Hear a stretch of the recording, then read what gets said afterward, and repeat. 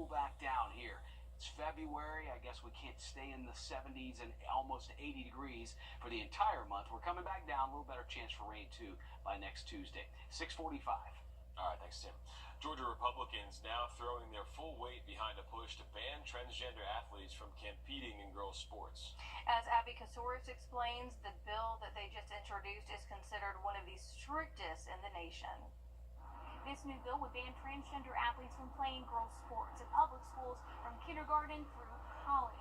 It would also require that transgender students use separate bathrooms, locker rooms, and have separate accommodations for overnight trips.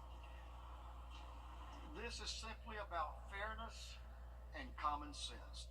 House Speaker John Burns, surrounded by Republican members of the House in the Capitol Rotunda, announcing a new priority bill he calls the Riley Gaines Act, named after the University of Kentucky swimmer who competed against transgender swimmer Leah Thomas for the 2022 NCAA Women's Swimming and Diving Championship and lost. It all unfolded on Georgia Tech's campus. Men do not belong in women's sports.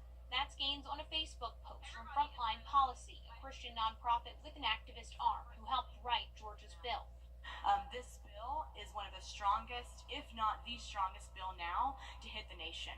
25 states have passed bans. The Human Rights Campaign and LGBTQ activist groups says bans have caused an increase in hate crimes towards the LGBTQ community. If this were a really big issue, if women in Georgia were really facing an existential threat in sports of trans women, they would be able to point to more than one instance, and they can't. Democrats announcing their own bill, the Equal Opportunities in Sports Act, calling out Republicans, saying if they really want to help girls' teams, they would ensure they have better equipment, practice times, coaches, and program funding. If Georgia Republicans truly wanted to protect girls' sports, they would stop their harping on the non-existent threat by trans athletes and embrace this legislation that empowers our girls.